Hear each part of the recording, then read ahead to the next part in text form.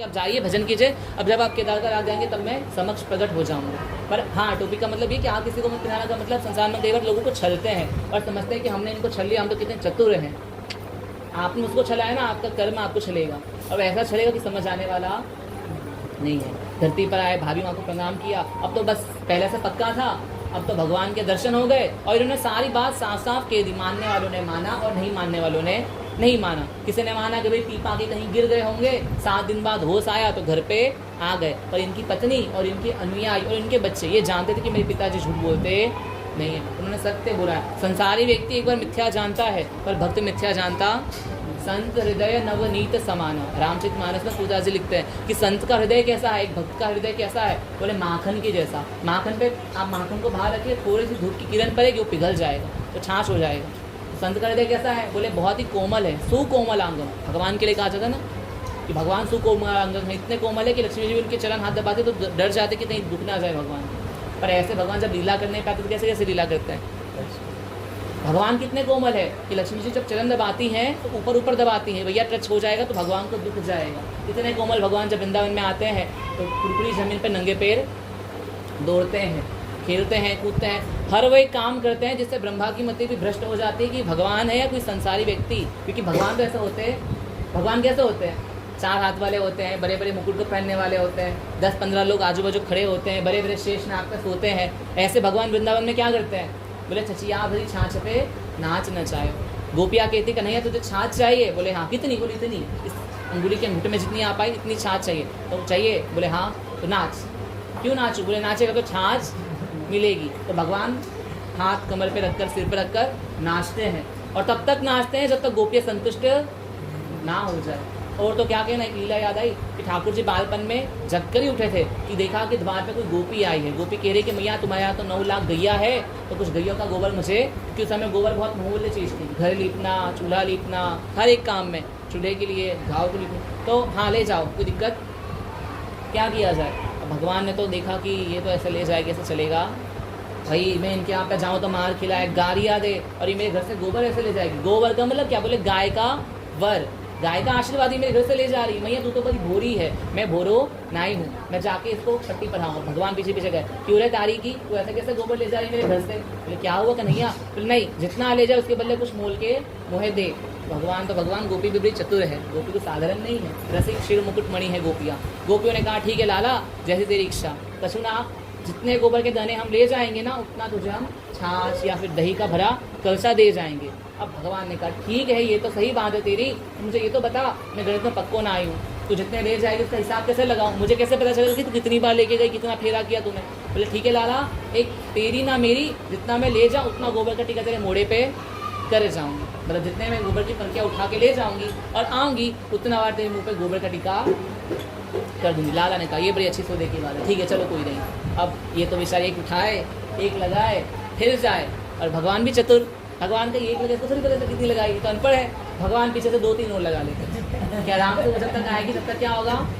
अब वो आए बोले अरे तेरे को एक लगा के गई, 2 बोले तुझे गिनती नहीं आती, तूने गलत देखा, मैं सही कर रहा हूँ, तू जा, ऐसा कर करके। अब गोपी ने भी कहा कि हिसाब बाद में ही लूँगी। जब सब काम पूरा हो गया तब भगवान ने कहा हो गया, बोले हाँ अब हो गया।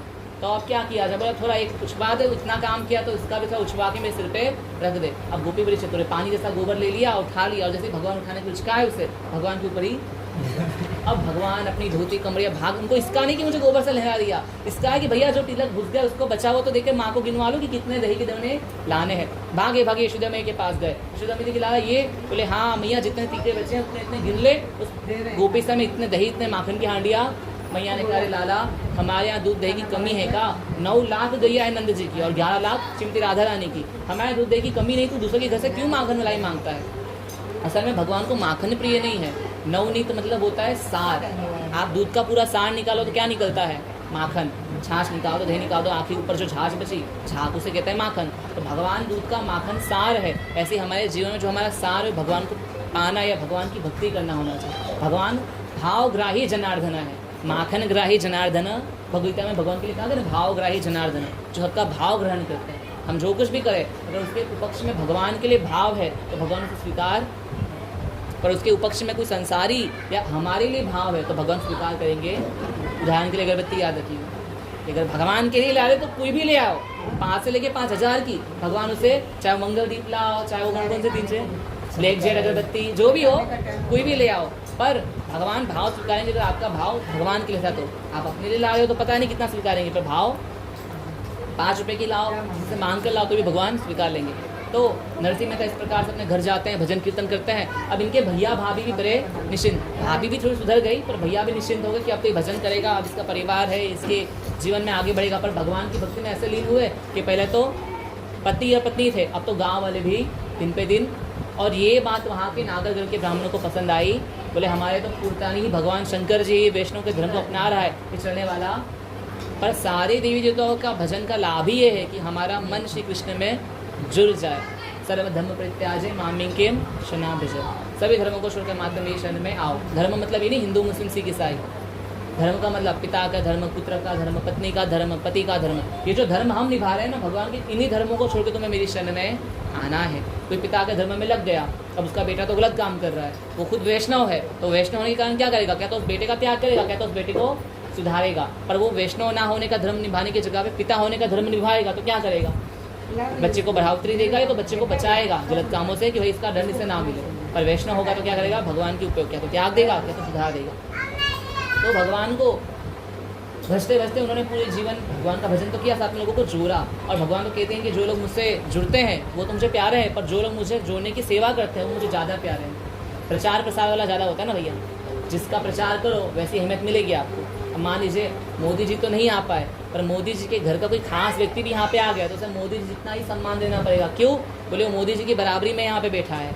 ऐसे ही भगवान नहीं होते तो भक्त को प्रचार करने के लिए भेजते हैं कि आप प्रचार कीजिए उनका और उनमें अंतर ना माने। भगवान की इच्छा अनुसार वो सेवा करने लग गए। अब यहाँ पे आए श्राद्ध पक्ष, कुछ 3-4 लीलाएं कुछ ही सुनेंगे। तो श्राद्ध पक्ष आया और श्राद्ध पक्ष में हर साल नरसिंह मेहता जी और मानिक गोरी के जेठ जेठानी मतलब नरसिंह मेहता के बड़े भाई बहनी श्राद्ध किया करते थे।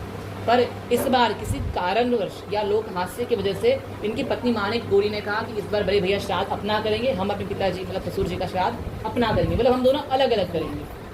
नरसिंह जी ने तो मना किया कि भाई धंधा में कुछ है नहीं। उन्होंने कहा कोई बात नहीं, मेरे कुछ गहने हैं उसे बेचकर आप जो बन सके उसके हिसाब से घी बूढ़ा जो आ सके श्राद्ध के लिए वो ले आइए, और मैं जाके गांव मोहल्लों में ब्राह्मण और ब्राह्मणियों को कह देती हूँ कि हमारे यहाँ पे भोज है, सब आ जाए। गांव में आज भी होती है ना पंगत, तो 3 पंगत बैठती है। पहले पंगत में ब्राह्मण बैठते हैं, ब्राह्मण, दूसरे में सगे संबंधी और वहाँ के क्षत्रिय राजपूत घराने के, और तीसरी पंगत घर के बाहर बैठती है जो होती है हरिजन की या ऐसे लोगों की। भगवान के तीनों सम है, एक है, पर संसार में ऐसा व्यवहार देखा जाता है। उन्होंने सबको कहा कि आप हमारे यहाँ भोज खिलाना। सबने मुंह पे तो हाँ कह दिया, पर जैसे ही मानिक गोरी आगे बढ़ती, नरसिंह मेहता आगे बढ़ते, सब ये कहते इनके घर कौन जाएगा भैया, इनके खुद के खाने के तो फाफे पर रखे हैं, ये क्या किसी ब्राह्मण को जिम्माएंगे। एटलीस्ट 5 ब्राह्मण को खिलाने जितना भी अन्न या धन इनके पास नहीं है, और ये 11 ब्राह्मणों की बात कर रहे हैं। कोई आने वाला जाने वाला, हम सब तो बड़े भाई के ही घर जाएंगे। अब इन्होंने भी देखा कि भाई ठीक है, सबको बोल दिया है, अब ये सामान लेने गए। जैसा तैसा सामान जैसा मिला ऐसा लेकर आए, सब सामान ला के रख दिया। अब रखने के बाद इनकी पत्नी को याद आया कि सभी चीज़ें तो आ गई है, पर श्राद्ध में घी ना आए तो श्राद्ध का काम अधूरा है। घी तो चाहिए, चोखा घी चाहिए। ये नरसिंह मेहता को वापस भेजती हैं। नरसिंह मेहता ने कहा कि अब घी कौन देगा हमें, जितना धन था वो तो खत्म हो गया। अरे भैया किस उधार मांग लेना। एक पात्र दे दिया और कहा कि जाइए नगर में जिस बनिए के यहाँ से आपको घी मिल पाए, घी प्राप्त हो पाए, वो घी लेकर आई। ये बनिए के पास भटकते, अब कई लोग तो घी दे भी देते।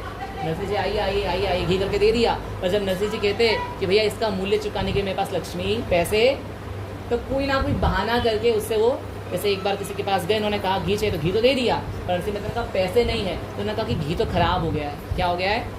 तो पूरा कांच कर वापस दूसरे के पास गए तो किसी ने कहा कि इसमें बिचली गिर गई थी, छिपकली जो कहते हैं वो गिर गई थी। तो करते 3-4 दुकानों में भटक चुके, पर कोई इनको देना ही नहीं चाह रहा था, क्योंकि सबको पता था घी तो ले जाएंगे और पैसा कुछ इनके पास 1 रुपया नहीं है, घी का पैसा कहाँ से चुकाएंगे। चलेगा आगे जाकर इन्हें याद आया कि नहीं नगर गांव के बाहर भी एक बनिए की दुकान, और वो भक्त था, जो बनिया था बाहर वो भक्त था, तो वो उनके यहाँ चले गए। पर यहाँ पे जो भोज का समय था वो पूरा हुए। हालांकि इनके घर पे कोई आने वाला तो था नहीं, क्योंकि सब बड़े भाई के घर पहुँच गए तो बैठ गए थे प्रसाद पाने। पर जब भगवान ने देखा कि हाँ इतनी दुर्गति हो रही है, नरसिंह मेहता को हंसी उड़ रही है, तो भगवान से रहा और नरसिंह मेहता बनी की दुकान पहुँच भी गए। बनी ने घी भी दे दिया क्योंकि बनिया भक्त था, पर बनी ने कहा महाराज इसके बदले आपको कुछ देना। तो नरसिंह मेहता ने कहा घी वापस ले लो, मेरे पास देने के लिए कुछ है। लेवाने देवाने जो श्री राम जी को नाम, और तुलसी जी की माला ले लो सेवा शालिग्राम। कि लेने देने के लिए 3 चीज़ है, क्या? तुलसी, भगवान का नाम, और ठाकुर जी की शालिग्राम शिला आपको चाहिए हो तो गंडक से ला के रखिए दर्जन भर, एक आप ले लो। अब ऐसे में कोई दुकानदार खुश रहेगा? ये तो खुश हो गए, बोले बस यही तो हमें चाहिए, क्योंकि दुकानदार भक्त है ना। उसने कहा कोई बात नहीं, आप मात्रा में कीर्तन सुना दीजिए। और नरसिंह जी के कानों में कीर्तन की बात जाते लोगों कान में मिश्री घुल गई। वो तो कहेगा आप घी को रखो साइड में, अब तो कीर्तन ही होगा। और सच्ची बात है, श्राद्ध, पूजा पाठ, कर्मकांड, इनसे कितना फल होने वाला है, कुछ प्राप्त होने वाला है पता नहीं, पर भगवान के नाम कीर्तन में आज भी उतनी शुद्धता है। जैसे कई लोग कर्मकांड में बहुत विश्वास करते हैं, तो कर्मकांड में विश्वास रखना चाहिए, पर उसके अंदर जो नियम है वो आज साधारण मनुष्य फॉलो नहीं कर सकता। जैसे पहला नियम तो ब्राह्मण पे लागू होता है कि जो ब्राह्मण आया है इस चीज़ को करवाने के लिए पूर्ण तरह से ब्राह्मण हो। ऐसा नहीं कि सत्यान कथा चल रही है, ब्राह्मण देवता ओम नमः करके मुंह में मसाला भर के खाया जा रहा है। इसके लिए पूरा नियम है। आप भविष्य, जहाँ से सत्यान कथा ली गई है ना, भविष्य पुराण, इसमें साफ साफ जिक्र है कि कैसा ब्राह्मण कथा कराने योग्य है, कैसे पूजा होनी चाहिए। चलिए ब्राह्मण की बात बाद में, आप जो चीज़ें लाए हो उसमें भी कितनी मिलावट है। आप खुद के लिए जो शहद लाते हो खाने के लिए, डाबर हनी वाला, वही शहद नहीं लाते सब लोग अभिषेक के लिए। तो ले आएंगे, कोई शहद के नाम पे एक बोतल मिलती है, उसी को लाएंगे, बोले यही शहद है। देखा होगा आप लोगों ने सत्यान कथाओं में, घी के नाम पे कुछ ले आएंगे, मतलब कुछ भी ले आएंगे, क्योंकि वो भगवान को चाहिए। इसलिए भगवान भाव स्वीकारते, भगवान याद रखिए भाव ग्राही। अगर लक्ष्मी नहीं है, धन की अर्थव्यवस्था हो रही नहीं अच्छे से, तो जितना हो सके उतने ही कम में कम पर अच्छी चीज़ें लाए। एक भक्त की बुद्धि क्या होगी?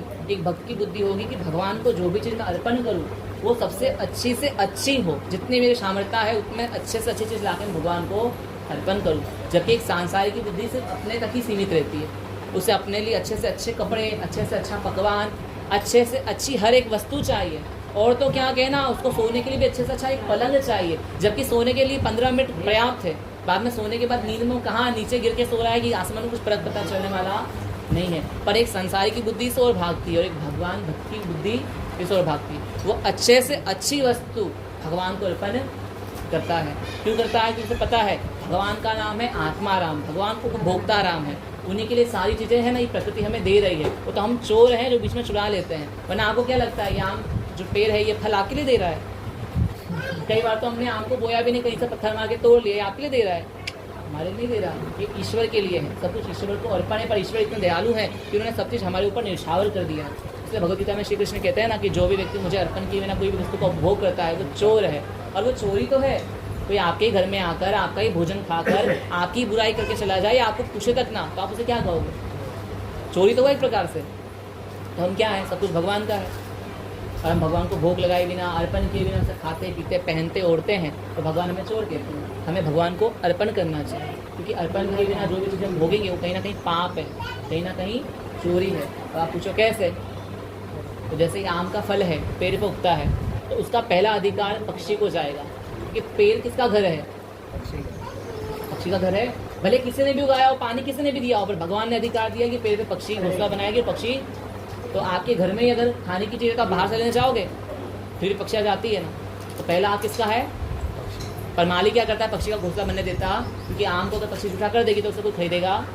और खास करके तोते को बहुत परख है, क्या बोले पका हुआ फल ही जूठा करता है। आपने गाँव में कभी देखा होगा, तोता हर फल को जूठा नहीं करता, क्योंकि उसके अंदर ऐसी सेंस है कि पहचान जाता है कि कौन सा फल मीठा और कौन सा पका हुआ है, इसलिए उसे जूठा कर छोड़ देता है। तो भगवान ने पक्षियों के लिए बनाया है, पर हम उपभोग कर रहे हैं। तो किसी के घर की चोरी हमें लगी कि नहीं लगी, पाप का भागी बने कि नहीं बने। तो उस पाप के भागी से हम कैसे बचेंगे? बोले भाई आम काट के धो के अच्छे से अमनिया करके भगवान को प्रसाद पवा कर फिर पाएंगे।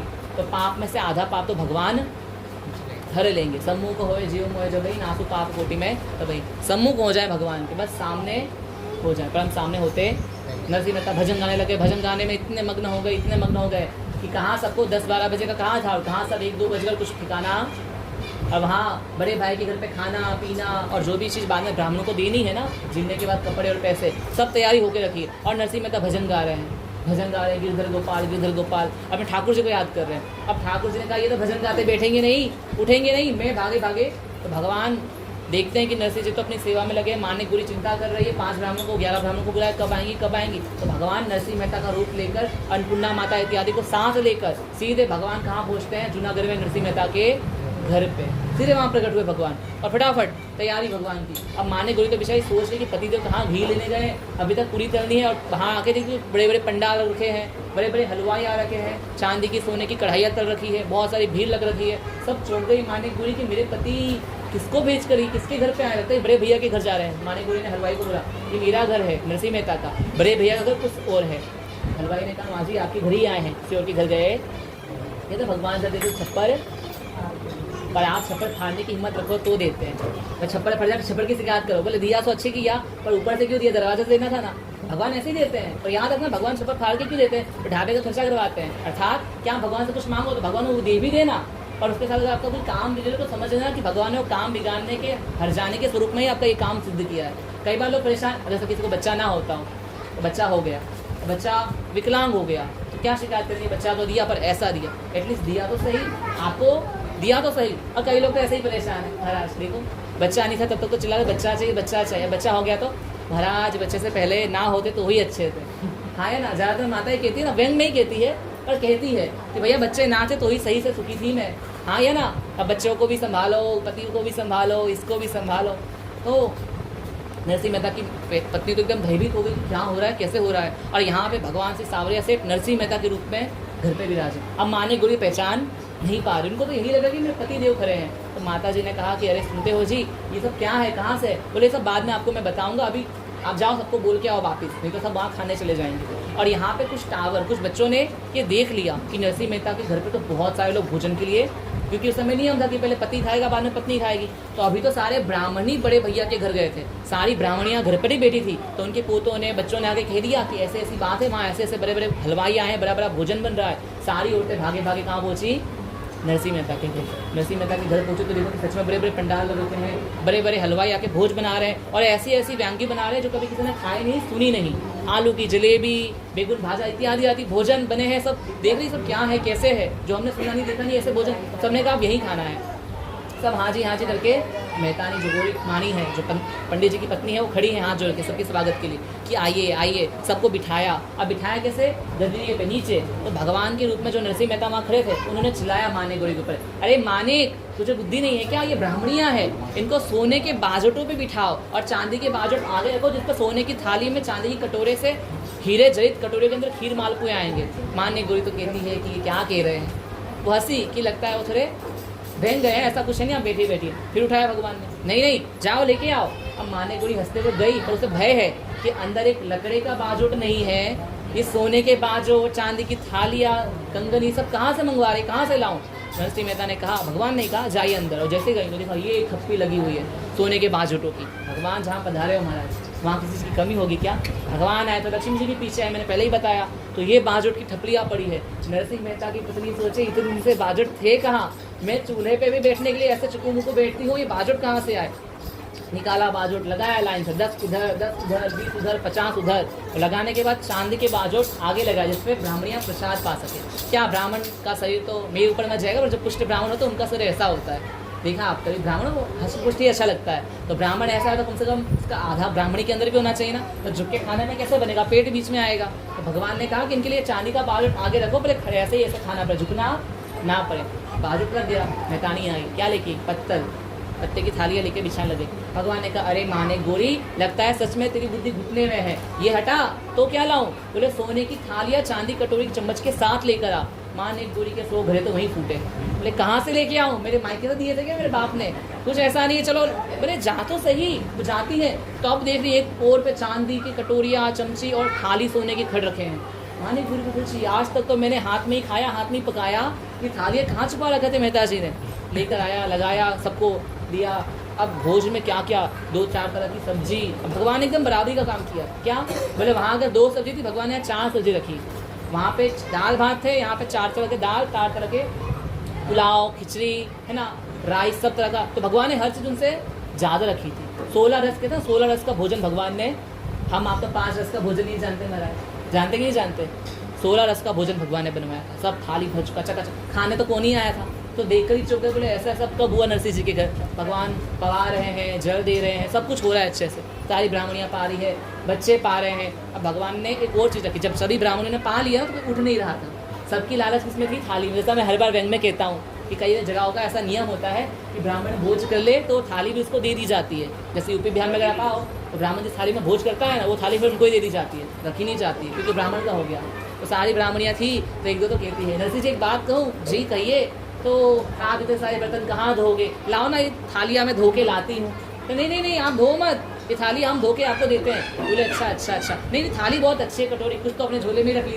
भगवान समझ गए कि इनका मनोरथ ऐसा है कि थाली लेके जाना चाहती है, और सही बात है। भगवान ने कहा देखो आप 2 मिनट रुकिए, सारी थालियाँ धो के मैं लाता हूँ, आप ये थालियाँ और ये बाजोट सभी ले जाओ। बोले सब खुश हो गए, एकदम तैयार। और जब सब लेके जा रहे थे तो भगवान बाहर गेट पे खड़े थे। सबको सोने की कढ़ाई की गई रेशम की साड़ियाँ भगवान ने अर्पित की। बनारसी साड़ी कहते हैं ना, सोने को गला के बनती है आज भी बनारस में, बनारसी साड़ी सबको भगवान ने अर्पित की। सारी माताएं खुश, सारी औरतें खुश। अब तो घर जाके वाह नरसिंह जी, वाह माने गोरी, वाह नरसिंह जी, वाह माने गोरी, सब टकाटक पहुँच गए। पर भैया अपने थाली का भोजन तब तक ही खाता है जब तक सामने वाले की थाली में कचौड़ी ना हो।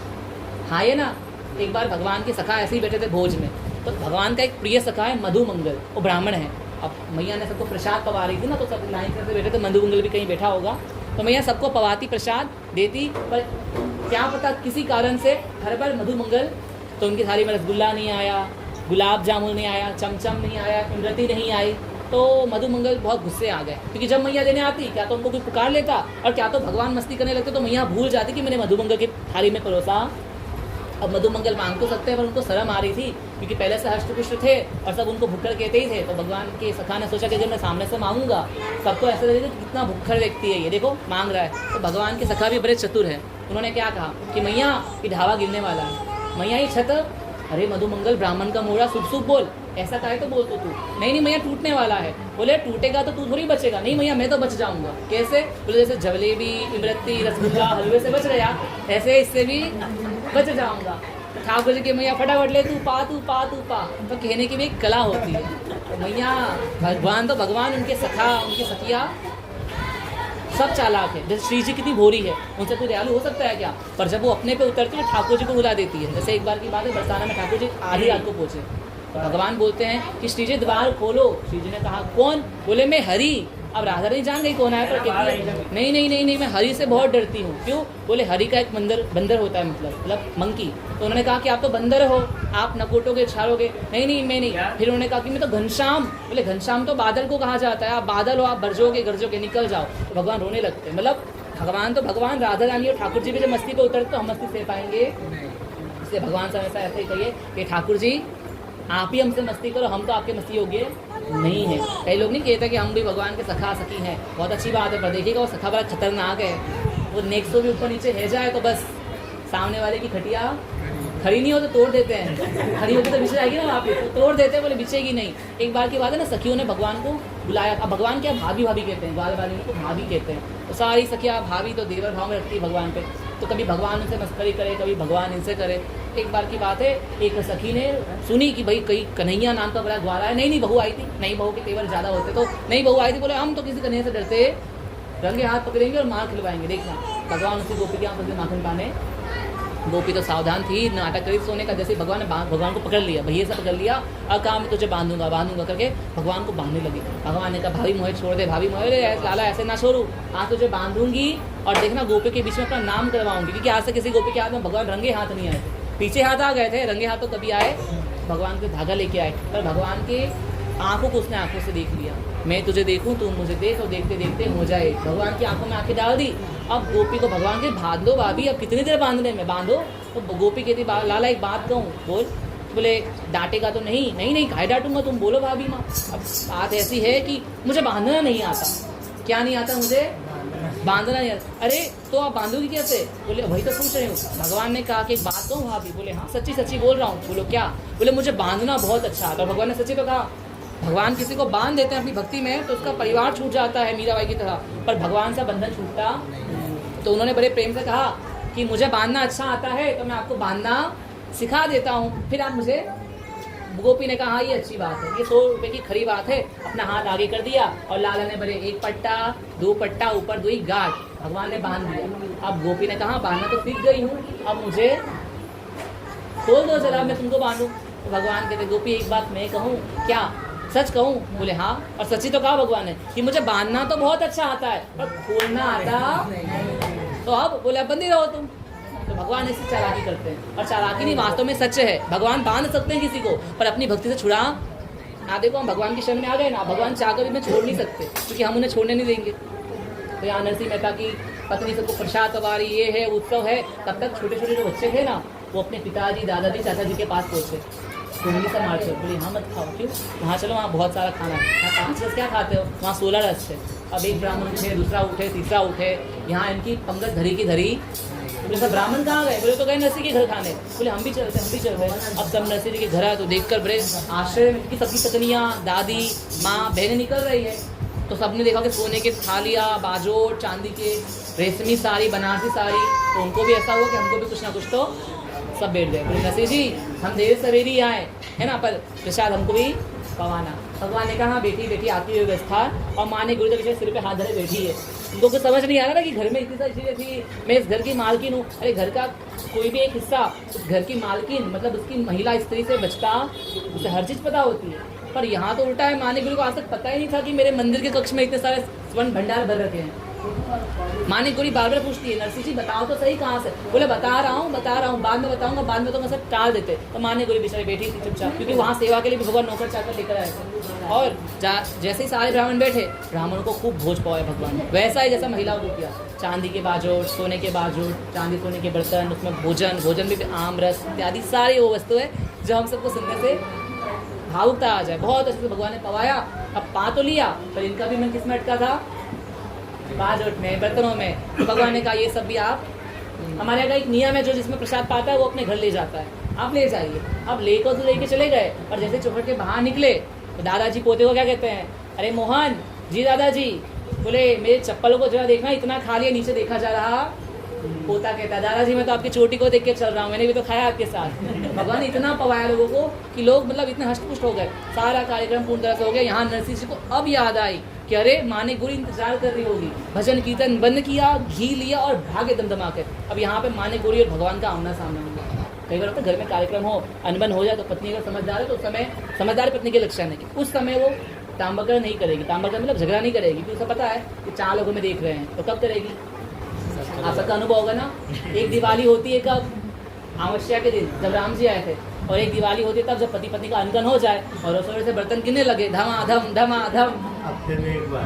तो हफ्ते में एक बार समझ जाओ कि हर 2 महीने में दिवाली बनी जाती है। दिवाली में पटाखे फूटते हैं ना, तो वो पटाखे हम नहीं फोड़ते। महिलाएं कौन से पटाखे फोड़ती है? बोले बर्तन गिराती है। जब बर्तन गिरने लग जाए और बिन मतलब के बेटा या बेटी को डांट पड़ने लग जाए, तब समझ जाओ कि इनके घर में आज दिवाली। पर इस दिवाली में जाना मत, आपका दिवाला निकल जाएगा।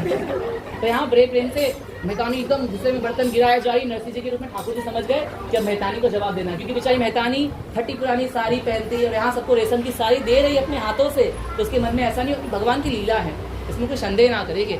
भगवान के भक्त कैसे होते हैं? उनको अपने ही बुद्धि का कुछ होश ही नहीं रहता।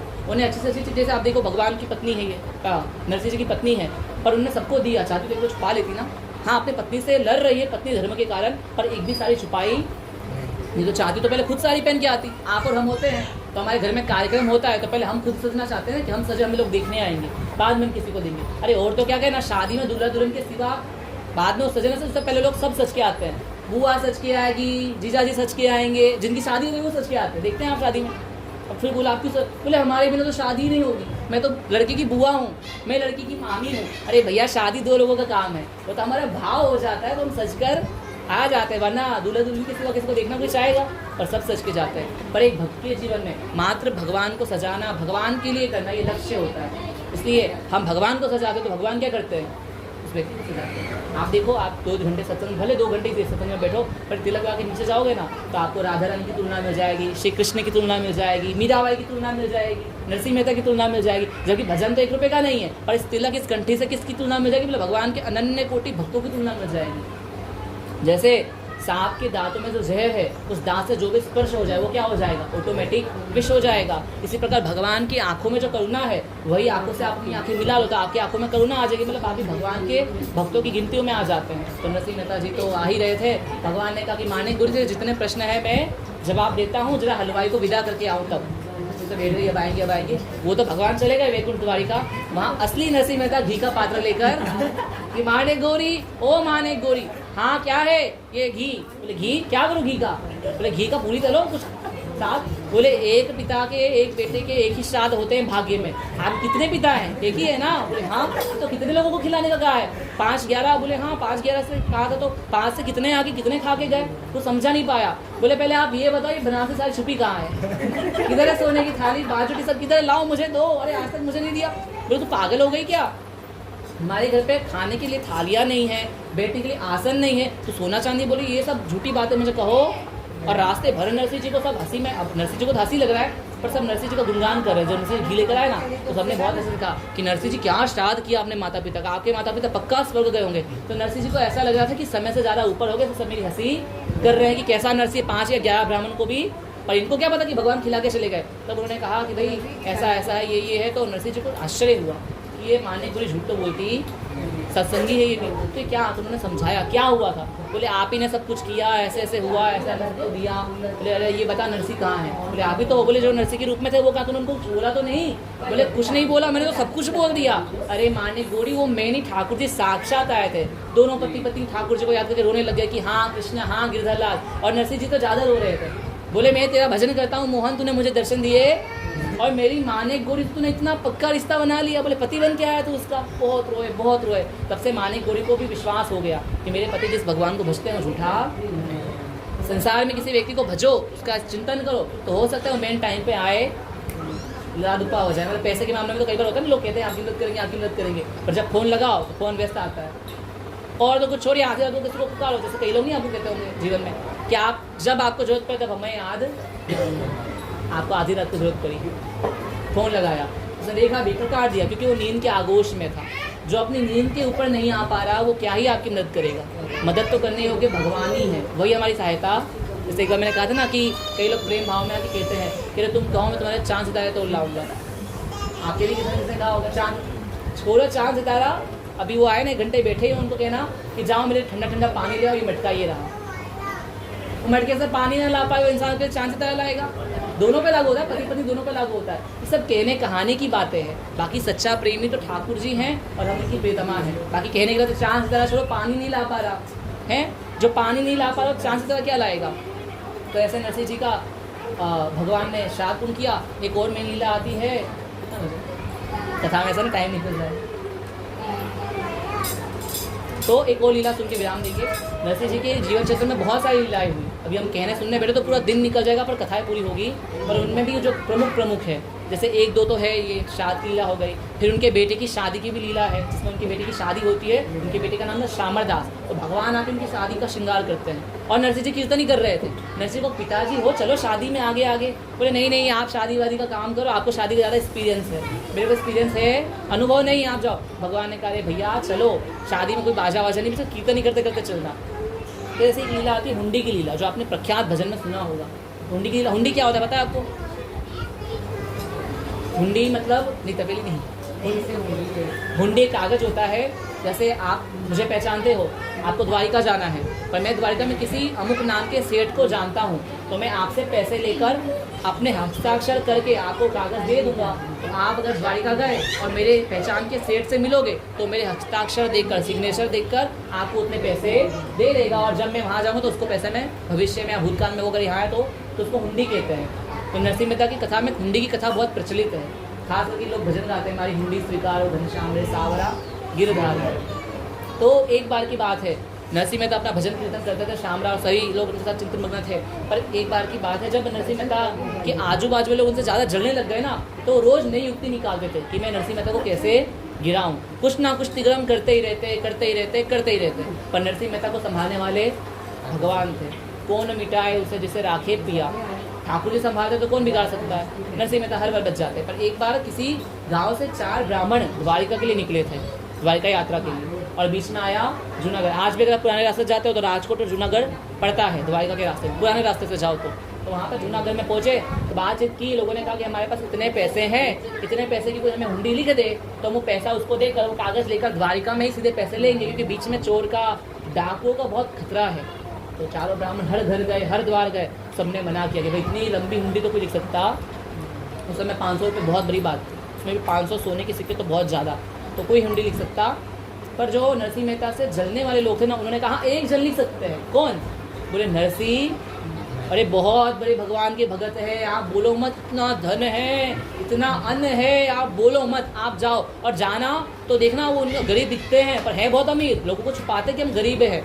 है ना, कई लोग होते हैं धनी होते हैं पर हमेशा अपना रोना गाते रहते हैं। तो ऐसे ही नरसिंह मेहता बहुत धनी है पर दिखाते हैं कि मैं गरीब हूँ, पर आप धोखे में मत आना, आप उन्हें भगवान की सौगात दे देना, अगर ना माने तो क्या करना, भगवान की कसम दे देना, तो नरसिंह मेहता मान जाएंगे। और घर का क्या बोले घर पे बड़ी बड़ी फोटो लगी होगी ठाकुर जी की, बड़े बड़े शुभ लाभ लिखे होंगे, ठाकुर जी के नाम की कीर्तन की ध्वनि आ रही होगी, साधु महात्मा सब बैठे होंगे, सत्संग हो रहा होगा, मानो घर नहीं मंदिर है, वो मंदिर लगे पर घर दिखे वो नरसिंह मेहता का डेरा। आप वहाँ ये लोग पहुँच गए, देखा तो वही बताया जैसा फोटो वोटो लगा है, ठाकुर जी का नाम कीर्तन, अंदर घुसे, सत्संग किया, सत्संग के बाद सब चले गए। तो एक 5-4 लोग बैठे थे, नरसिंह ने कहा क्या सेवा करें महाराज आपकी? बोले सेवा इतनी कीजिए कि भाई हम द्वारिका जा रहे हैं, प्रार्थना कीजिए और हमारे लिए हुंडी। नरसिंह जी ने कहा द्वारिका जा रहे हैं, प्रार्थना करना ये सब तो ठीक है, मैं आपकी करूँ आप मेरी कीजिएगा, पर ये हुंडी मेरे बस की बात, ये हुंडी में किसने कहा आपको मैं यहाँ घर देखो आप? बोला मैं सब पता है, आप बताइए मत, सब पता है, आपने पिताजी के साथ में सोने चांदी के भाड़े दिए थे, आप बताओ मत हमें। अरे भैया हो तो किसी और, बोले आप चुप रहो, आप चुपचाप हुंडी ये पैसे स्वीकारो और हमें हुंडी लिख कर। नरसिंह जी तो नहीं मान रहे थे, तब इनके पास रामबाण तो यही था, बोले आपको आपके ठाकुर जी की कसम जो अब आपने एक शब्द बोला तो आप हुंडी स्वीकारो और हमें चलता बनो। अब नरसिंह मेहता करते तो करते क्या, एक भक्त की विवशता है उसके ठाकुर जी, वो जैसा भी हो उसके ठाकुर जी के कुछ भी करने के तत्पर रहता है, चाहे वो बीमार हो, अच्छा हो, खाए पिए मरे जिए कैसा भी हो, और ठाकुर जी के लिए, और ठाकुर जी भी सामर्थ्यवान बनाते हैं उस व्यक्ति को। आप सबके अंदर किसी न किसी का बल है, कोई पिता का बल है, किसी के अंदर पुत्र का बल है, किसी को अपने पति का बल है कि मैं भाई इसकी पत्नी हूँ, कोई उंगली नहीं दिखा सकता, किसी को अपना ही बल है कि मैं तो बड़ी पढ़ी लिखी ज्ञानी हूँ या ज्ञानवान हूँ, पर भक्त को किसका बल है? सुनीरी मैंने निर्बल के बल राम, कि अपना बल कभी ना कभी चूर हो जाएगा, पर ठाकुर जी का जिसको बल हो, अस अभिमान न जान नहीं भोरे, मैं रघुपति पति रघुपति मोरे। तुलसीदास से लिखते हैं कि इस चीज़ का घमंड कभी हमारे मन से ना निकले कि मैं भगवान का हूँ और भगवान, क्योंकि संसार का सारा घमंड चूर चूर हो जाता है। आप देखिए, आपने नई साड़ी लाई, नए कपड़े लाए, 2-4 दिन तक किसी और ने नहीं ला दिए तो आपका धर का धर रह गया। और ऐसा अनुभव है माताओं को तो खास करके कि कोई नई वस्तु आए तो उसका अभिमान या उसका प्रदर्शन ज़्यादा होता है। मान लो किसी ने नया कंगन लिया, हाथ दोनों हाथों से काम होता है ना, तो जिसमें नया कंगन उसी हाथ का ज़्यादा दिखाएंगे, खनकाएंगे, दिखाएंगे जो के लो। या फिर किसी ने नई बिछलियाँ नथुनियाँ ली तो कैसे घूम के हाथ यहाँ जाएगा, झुमके लिए तो यहाँ जाएगा, मतलब सामने का व्यक्ति पूछ ले कि आपने नया लिया, हाँ नया लिया, इतने का लिया, ऐसे लिया। अभिमान हो चाहे सौंदर्य की प्रतिष्ठा कि हम प्रदर्शन करना नहीं भूलते, पर एक भक्त बस भगवान के सिवा कुछ जानता, इसलिए भगवान कहते हैं मैं भक्तों का दास, भगत मेरे मुकुटमणि, कि हे नारद हे लक्ष्मी मैं तो भक्तों का दास हूँ, असल में स्वामी तो वो है। तो यहाँ पे नरसिंह मेहता ने हुंडी तो लिख दी, अमुक नाम अमुक कार्य ऐसे करके, पर आखिर में लिखा सांवरिया से, बोले ये हुंडी स्वीकारेंगे, पर्चा मोड़ के जय द्वारिकाधीश के, और जो धन आया उस धन से संतों को पवा दिया। बोले संत पाएंगे तो सीधे द्वारिकाधीश के अकाउंट में चला जाएगा। जैसे आप देखो हमें 2 दिन कहीं बाहर जाना हो तो दिन तैयारी करते हैं, ये तेल नहीं मिलता होगा तो क्या करेंगे, ये साबुन ले चलो, ये दवा ले चलो, बोले गाँव में ये नहीं मिलता वो नहीं मिलता करके कितना 2 डब्बा भर लेते हैं। जहाँ जाना करीब 4 दिन में आ जाना है, हाँ ये ना, हाँ जी कि ना जी, ये ले लो वो ले लो, यहाँ ये नहीं मिलता वहाँ ये नहीं मिलता है ना, ऑडोमोस ले लो अच्छा लगेंगे, सब ले लेंगे, सबकी 4 दिन रहना है वहाँ, 4 दिन के बाद वापस अहमदाबाद। अब आप सोचो हमें जहाँ जन्म भर के लिए जाना है वहाँ की क्या तैयारी की, वहाँ का बैग पैक किया कुछ नहीं तैयारी की, वहाँ की तैयारी क्या है, बोले सत्संग वहाँ की तैयारी है। यहाँ के 4 दिन तो कैसे भी निकल जाएंगे क्योंकि वापस आप अहमदाबाद आ जाओगे, और वहाँ के 4 दिन निकलेंगे कब और कैसे आओगे कुछ अता पता। वहाँ की तैयारी कैसे होगी, सत्संग से, कीर्तन से, कथा से, दान पुण्य कर्म से, इससे भगवान वहाँ की तैयारी मानते हैं। तो नरसिंह मेहता ने वहाँ की तैयारी कैसे की, द्वारिका में भगवान को धन कैसे मिलेगा, बोले संतों को जिमाने से। जैसे अगर एक स्त्री के गर्भ में बालक है तो आप स्त्री की सेवा करोगे तो आपको 2 गुना फल मिलेगा। कैसे, क्योंकि उसके गर्भ में जो बालक है उसकी भी सेवा आपने कर दी। ऐसे ही अगर किसी भक्त की सेवा, किसी वैष्णव की सेवा किसी व्यक्ति ने की तो ऑटोमेटिक किसकी सेवा हो गई, भगवान की, क्योंकि भगवान भक्त के हृदय में है और भक्त के हृदय में भगवान है। नरसिंह जी ने तो खूब अच्छे से सबको प्रसाद पवाया। अब वो लोग भी आए जिन्होंने निंदा की थी, वो पा रहे थे ना, तुमको बड़ा चिर कर रहा था कि इसने लिख कैसे दिया, तो लोगों को कह रहे थे कि इसने छितर लिया लोगों को। तो बेचारे 4-5 ब्राह्मण कहाँ द्वारिका में भटक रहे होंगे, उनके पास 500 रुपये ये तो लेकर बैठ के जिमा रहा है सबको, वहाँ पे वो देखो जिमाता अपनी कमाई के पैसे से जिमाता। अभी बात नरसिंह मेहता को कान में गई और वो सब कुछ सह सकते थे, पर भगवान के भक्तों पर लांछन कि सारे वैष्णव ऐसे ही होते हैं, ये सह सकते हैं। तो भगवान के पास तो भगवान के पास पहुँचे और भजन तो नरसिंह जी का आपको याद है, मारी हुंडी स्वीकारो महाराज श्याम राग गिरधारी। ये कीर्तन करते करते गुनगुनाते गुनाते ठाकुर जी को रिझा रहे हैं। हम और आप भी रिझाते हैं, तब कैसे रिझाते हैं? आप और हम भी रिझाते हैं ना भगवान को, पर वो टीवी में जिस प्रकार से रिझाते हैं ना भगवान ऐसे नहीं रिझते। कई बार टीवी में दिखा रहे कि हाथ में कपूर की आरती लेके आप ऐसे ऐसे करोगे वहाँ आपका काम बन जाएगा। भगवान भाव से रिझते हैं। कैसे रिझते हैं? और भाव किसके पास है? भक्तों के पास। क्योंकि भक्त भगवान को, भगवान के भक्तों की अवहेलना देते हैं। जैसे इस गीत में भगवान के लिए जब कह रहे हैं नरसिंह जी, तो भक्तों की याद दिला रहे हैं। क्यों दिला रहे हैं? बोले ऐसा अकेला मैं नहीं जिसके काम बिगड़े आप बनाने आए हो। बोले नरसिंह जी ठाकुर जी को कह रहे हैं कि आपने मीराबाई का काम बनाया, विष का प्याला अमृत किया, प्रहलाद जी का काम बनाया। कैसे? बोले उनके पिता को आपने मारा और उनको तारा। तो ऐसे 3-4 भक्तों का उदाहरण देकर ठाकुर जी को बुला रहे। पीछे पीछे गाएंगे, ठीक है? कि मारी हुंडी स्वीकारो महाराज रे सावरा सिरधारी। मारी हुंडी स्वीकारो महाराज रे सावरा सिरधारी। मारी हुंडी स्वीकारो महाराज रे सावरा सिरधारी। महाराज रे सावरा सिरधारी। ओ तेरा को भगत की लाज रे सावरा गिरधारी। तेरा को भगत की लाज रे सावरा गिरधारी। ओ ते तो राखो नरसिंह जी की लाज रे सावरा गिरधारी। तेरा को नरसिंह जी की लाज रे सावरा गिरधारी। मारी हुंडी स्वीकारो महाराज रे सावरा गिरधारी। मारी हुंडी स्वीकारो महाराज रे सावरा गिरधारी।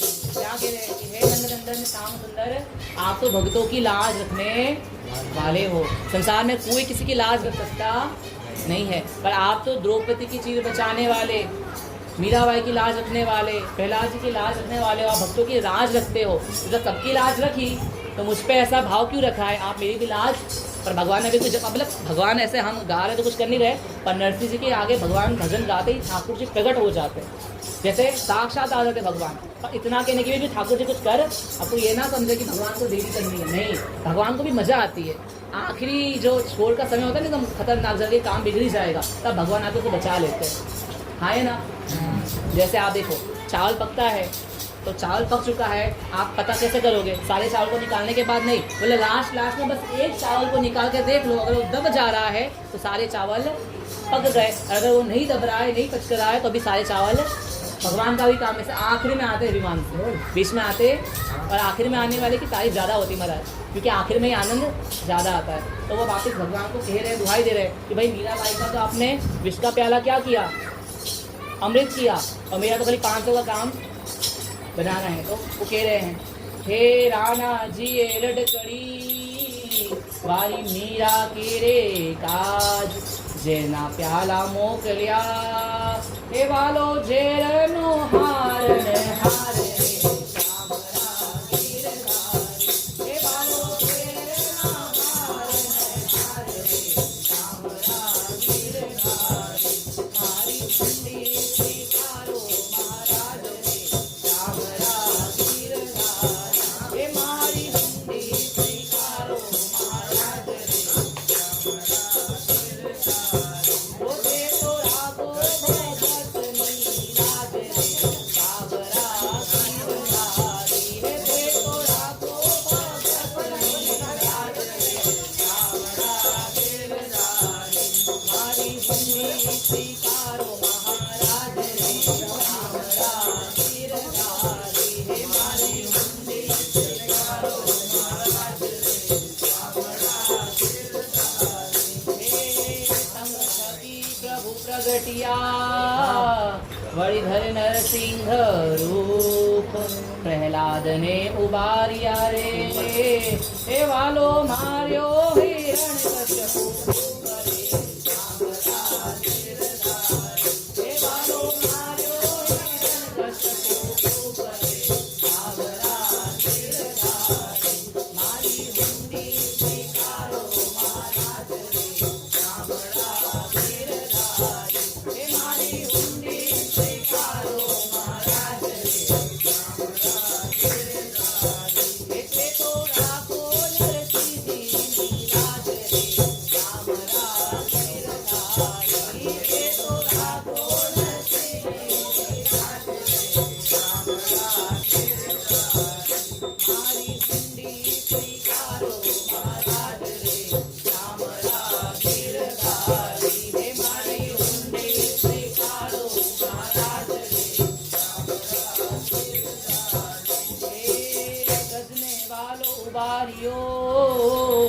વાળો સુદામાની ભાગી ભૂખ સાચી વેના મારા વાલાને એ તમે ભક્તોને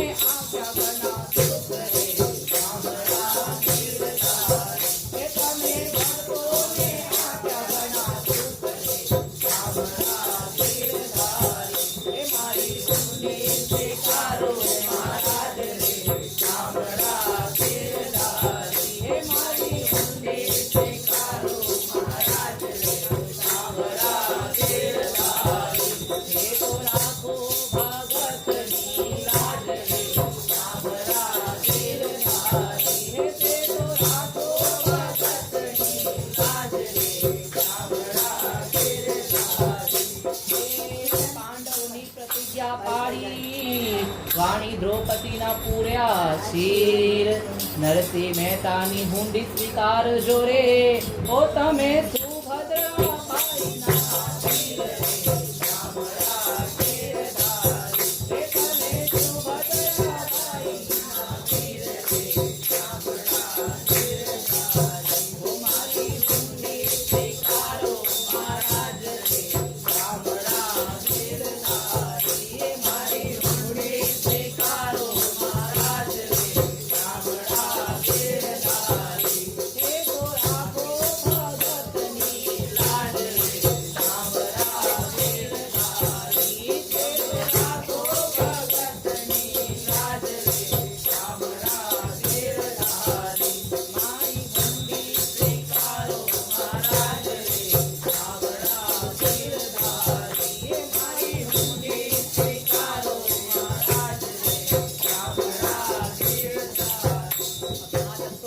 नरसिंह मेहता ने ठाकुर जी को कहा और ठाकुर जी ने कहा कि अब ज़्यादा देर हो जाएगी। ठाकुर जी ने इशारा करके बता दिया पुष्प गिरा के कि अब यहाँ तक तो भगवान ने दुहाई दी किसकी, मीराबाई की, प्रहलाद जी की, इनकी बहन सुभद्रा बाई की, पर अब भगवान को एड्रेस बता रहे कि भाई कौन कौन गया है और कैसी सेवा। आगे क्या कह रहे हैं नरसिंह जी, हे 4 जना तीर्थवासी ने वाणी रुपया तो 7 वेला पधार जो द्वारिका रे अने गोमती मां नहाणी खात रे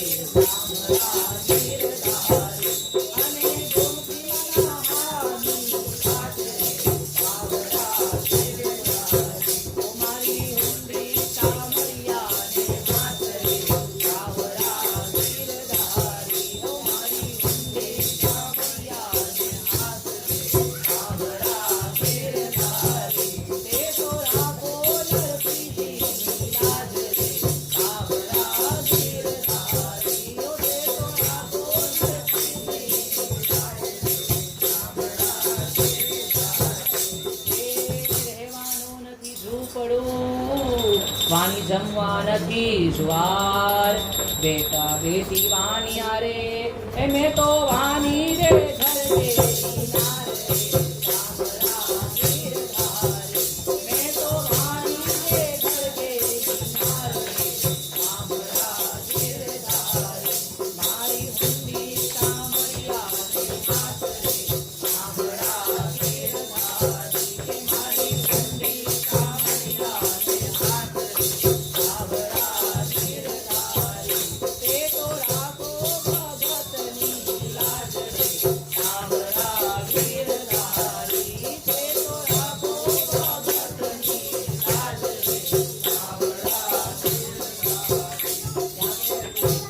बेटा बेटी तो आपको कर ही दिए, आपने पत्नी को भी क्या किया था, मतलब आप ही अर्पण कर दिया ना, पति बनकर आए तो पत्नी किसकी हुई अब, और बाकी सब पति तो नकली है, असली पति तो आत्मा शब्द जो है वो क्या है, आत्मा शब्द है स्त्रीलिंग, परमात्मा शब्द है पुरुलिंग। तो हम आत्मा, पुरुष की भी आत्मा आत्मा, स्त्री की आत्मा भी आत्मा।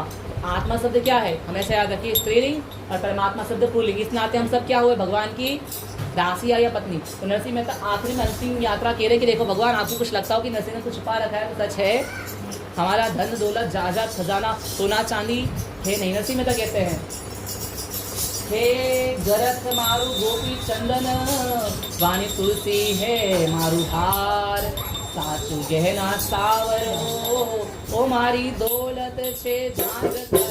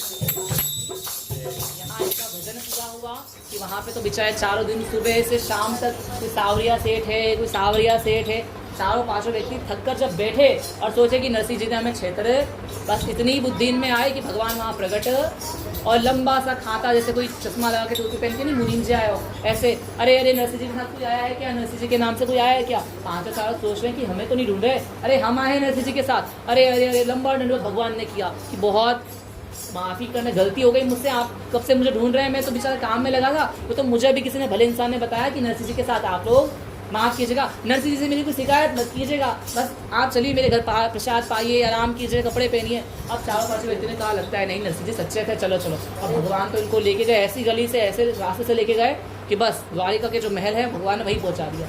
नरसिंह जी के हाल चाल को देखकर पांचों ब्राह्मणों को लगा कि नरसिंह जी इतने तो अमीर नहीं होंगे। बोले आप नरसिंह जी के क्या लगते हैं। बोले मैं नरसिंह जी के हजारों मुनीमों में से एक छोटा सा मुनीम हूँ। बोले नरसिंह जी के हजारों मुनीम है। बोले हाँ, पूरे भारतवर्ष में हर जगह नरसिंह जी के मुनीम है। अब भगवान ने झूठ थोड़ी बोला। आप जगन्नाथपुरी जाओ, जगन्नाथ जी, द्वारिका में द्वारिकाधीश, बद्रीनाथ में बद्रीतम, नारेश्वर में रामेश्वर में भगवान, मतलब उन्होंने सच ही कहा कि आप दुनिया भर में कहीं भी घूमो, नरसिंह जी का हर एक साहूकार आपको। बोले नरसिंह जी इतने बड़े सेठ है। बोले हाँ बहुत बड़े सेठ है, अभी आप जानते कहाँ हो नरसिंह जी को, मैं तो उनका छोटा सा सेठ हूँ। बोले अच्छा कोई जलपान। बोले हाँ जलपान, खूब अच्छे से प्रसाद पवाया, चरण दबाए ठाकुर जी ने और बोला। पूरे रास्ते तो भगवान यही बोले नरसिंह जी शिकायत मत कीजिएगा, नरसिंह जी शिकायत। लक्ष्मी जी देखकर सोच रही है इनको इतना डर कब लगा नरसिंह जी से। लक्ष्मी जी को भगवान मन में कहते हैं कि जितना मैं मैया यशोदा से डरता हूँ उतना ही मैं मेरे भक्तों से डरता हूँ। बड़े प्रेम से पवाया, प्रसाद पवाया और कपड़ा स्वर्ण धन दान देने के बाद जो खर्चा था वो दिया, पर देते थे वापस ले लिया। बोले नहीं ऐसे नहीं, वो पर्चा दीजिए। बोले हाँ लीजिए। भगवान को पर्चा क्यों मुख्य था, भगवान ने वहाँ पे हस्ताक्षर किसके देखे, नरसिंह जी के। जो पूरा जीवन भगवान के लिए निकालता है उसके हर एक वस्तु को भगवान स्वीकारते हैं। उन्होंने पर्चा लिया।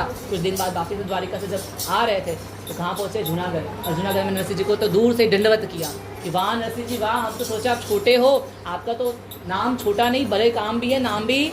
बोले द्वारिका में इतना बड़ा सेठ, आपका छोटा दास। बोले कौन सेठ, क्या बोल रहे तुम। बोले नहीं आप झूठ मत बोलो, अब तो कभी भी, अब तो हम पूरे अहमदाबाद गुजरात में विख्यात कर देंगे, किसी को हुंडी लिखवानी हो तो नरसिंह मेहता से ही लिखवाए और संसार भर की लिखवाए, ऐसा नहीं गुजरात से। आपका मेरा सेठ तो कहीं भाई ये इतना पहचान का है, उतना पूरी दुनिया में थोड़ी मेरी पहचान है। बोले आपकी पहचान तो दुनिया के बाहर तक लग रही है, तो धन्य है आप। नरसिंह जी ने कहा किससे मिलकर आए हो, कौन था वो। बोले अरे वही सामरिया सेठ, बड़े सुंदर थे महाराज, बड़े सुंदर थे, घुंघराले बाल थे, अलका वाले की तिलक, लाली माँ थी, इतना सुंदर पटका बांध रखा था, खेस थे, इतने सुंदर लग रहे थे, मानो बस उन्हीं को देखते रहे, मानो हम स्त्री होते तो उनसे विवाह कर लेते। बोले ऐसा तो कौन। फिर भगवान की स्मृति आई। अरे फिर उन्होंने दंडवत किया नरसिंह जी ने कि आप साधन वैसे सुनकर जिसको आप देख कर आए हो वो कोई और नहीं, रुक्मणीपति श्री द्वारिकाधीश भगवान, और पूरे जगह में आता जगन्नाथ, आप उनके दर्शन करके आओ। बोले सच में। बोले हाँ, मैं कहाँ भिखारी, मेरा कौन मुनि, मैं तो खुद के लिए खाने के लिए भिक्षा मांगता हूँ, पूछो गाँव वालों से, तब जाके मैं 2 टाइम की में से 1 टाइम की रोटी पाता हूँ, और आप 500 तो 600-700 साल की मुद्रिका लेकर आए हो, वो कोई दे देगा। और चारों व्यक्ति ये थे भक्त बन गए। उसके बाद उनके अनुयायी हो गए। तो ऐसे नरसिंह जी के 2 चरित्र सुने, अगर समय हो तो एक और चरित्र कह दें, अंतिम चरित्र, ठीक है। तो नरसिंह जी को वरदान था केदार रात का। तो राग ऐसा था कि जब वो गाते तो भगवान की गले की माला टूटकर नरसिंह जी के गले में गिर जाती, पर आजू बाजू के लोगों को इससे ही परेशानी, क्योंकि जितनी बार वो कोशिश नरसिंह को गिराने की करते हैं ना, उतनी बार नरसिंह जी का नाम ऊपर आ जाता है। वो कहते हैं ना कि आकाश में जितने तारे हो उतने शत्रु होए, पर कृपा हो गिरधर लाल की तो बाल ना बाका। बोले अनगिनत किसी के शत्रु हो, अनगिनत उससे ईर्षा करने वाले हो, अनगिनत मतलब तारों को भी गिन सकता, इतने किसी के शत्रु हो, फिर भी अगर वो गिरधर लाल की कृपा पात्रता का व्यक्ति है तो उसका बाल भी बाका होने वाला नहीं। तो नरसिंह जी की एक बात व्याख्यात थी कि आज भी जूनागढ़ में दामोदर कुंड के पास श्री राधा दामोदर जी का मंदिर है। तो वहाँ पर जब वो भजन गाते ना, कीर्तन गाते, तो रोज भगवान की कीर्तन की आखिरी क्रम में भगवान अपने गले की माला नरसिंह जी के गले पे सरका देते, तोड़ के गिरा देते नीचे। तो फिर पुजारी आते और गले की माला भगवान की पंडित जी के गले में पहना देते हैं। तो लोगों के बीच में बात प्रचलित हो गई थी कि भाई भगवान से नरसिंह मेहता का मेन कनेक्शन है। क्यों? बोले गले की माला टूट जाती है इनके आखिरी भजन में। तो ये बात वहाँ के लोगों को पता चली, तो वहाँ पे जो लोग नहीं मानते थे उनको गुस्सा आने लग गया कि भाई हम इतने ब्राह्मण हैं, हमसे कोई कुछ नहीं करवाता, नरसिंह मेहता का तो बोलबाला हो रहा है। तो वो दीपक राजा के महल में लेके गए सुबह और कहा कि राजा आपके राज्य में दिन में भी अंधेरा है। क्यों? बोले ऐसा नरसिंह मेहता है, औरतों को बिठा के भजन कीर्तन करने के बहाने गलत गलत करता है, लोगों को गलत गलत बातें बताता है, मदपान करता है, नशे करता है, तो आप इसको राज्य से निकाल दीजिए वरना इसको मृत्यु दंड दीजिए। तो राजा की खुद की माँ कथा में जाती, राजा की माँ ने कहा आज तक तो ऐसा प्रवचन नरसिंह जी ने किया। अब ब्राह्मण तो चुप हो गए, पर राजा ने कहा माँ कोई बात नहीं, सत्य को प्रणाम किया, आप देख लेते हैं जो भी है। नरसिंह जी को बुलाया, नरसिंह को बुलाया गया, नरसिंह को कहा गया। अब नरसिंह ने कहा देखो माई बाप मैं तो कुछ जानता, मैं भजन करता हूँ, ठाकुर जी की इच्छा होती तो माला तोड़ते हैं, ठाकुर जी की इच्छा नहीं हो तो माला उठने वाली।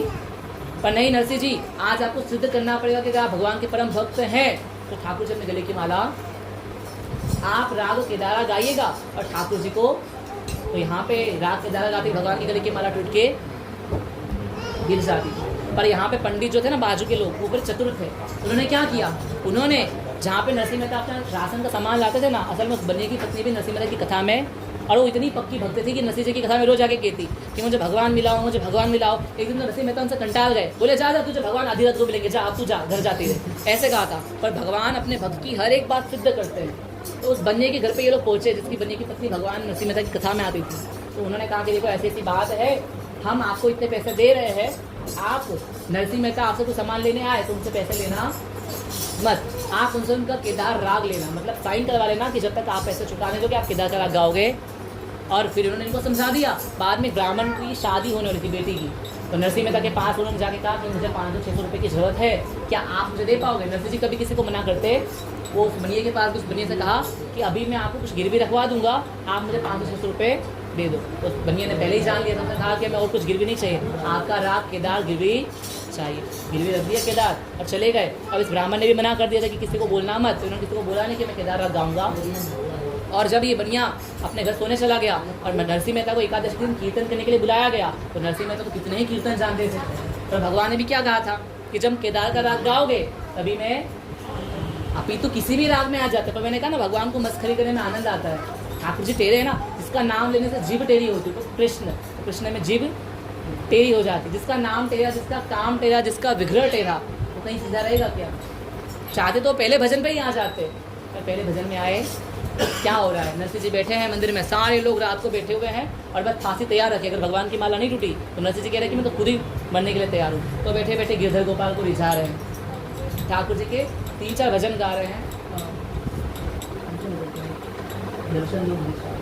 पहला भजन नरसिंह ने चालू किया, मेरे गिरधर गोपाला मैं तेरी तू मेरा, मेरे गिरधर गोपाला मैं तेरी तू मेरा, मेरे गिरधर गोपाला मैं तेरी तू मेरा, मेरे गिरधर गोपाला मैं तेरी तू मैं दासी हूँ तेरी, तू स्वामी है मेरा, मैं दासी हूँ तेरी, तू स्वामी है मेरा, मेरे गिरधर गोपाला मैं तेरी तू मेरा, मेरे गिरधर गोपाला तेरी तू मेरा, तू ठाकुर है मेरा, प्राण प्यारा है मेरा, तू ठाकुर है मेरा, प्राण प्यारा है मेरा, मेरे गिरधर गोपाला मैं तेरी तू मेरा, मेरे गिरधर गोपाला मैं तेरी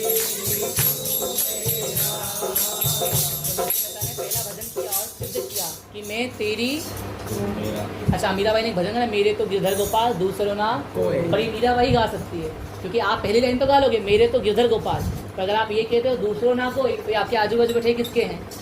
तो ये बात तो मीराबाई कह सकते हो। नरसिंह मेहता भी यही समझा रहे हैं कि वास्तव में श्री श्याम सुंदरी हमारे हैं, दूसरा कोई हमारा पहले भजन में नरसिंह मेहता ने ये सिद्ध कर दिया, और ठाकुर जी भी सिद्ध करवा रहे हैं। वो उनके लिए नहीं गा रहे, हम जैसे लोगों के लिए गा रहे हैं कि भैया आपके तो ठाकुर जी माँ के गर्भ से लेके आंखें बंद होने तक ठाकुर जी ही आपके थे। आपने बहम पाल रखा कि पति पत्नी बाल बच्चे घर फलाना ही मेरा है, इसे मेरा मत मानिए, प्रभु का मानिए। और जब प्रभु का मानकर इनका उपभोग भी करना हो कोई पाप है, पर अगर आपने मेरा मान लिया तो आपकी चीज़ आपको सुख और दुख दोनों देगी। उदाहरण के तौर पर आप किसी को कार लेनी थी, किसी ने कार ली तो कार उसके लिए सुख बनी, पर उसी कार से उसका एक्सीडेंट हो गया और अब दवाखाना में पड़ा है तो उसी के लिए उसकी कार दुख बनी। तो जिस चीज़ से संसार में सुख मिलती है, चाहे वो व्यक्ति हो चाहे कोई वस्तु हो, उसी से सबसे ज़्यादा दुख भी मिलता है। देखो मान लो माता पिता को बालक बहुत प्रिय होते हैं, बेटा बेटी, तो सबसे ज़्यादा सुख उनसे मिलता है, और बुढ़ापे में सबसे ज़्यादा दुख भी किससे मिलता है? राम जैसा हो तो ठीक है, और फिर पता सबसे ज़्यादा पति पत्नी को प्रेम करते हैं, पर सबसे ज़्यादा दुख किससे मिलता है?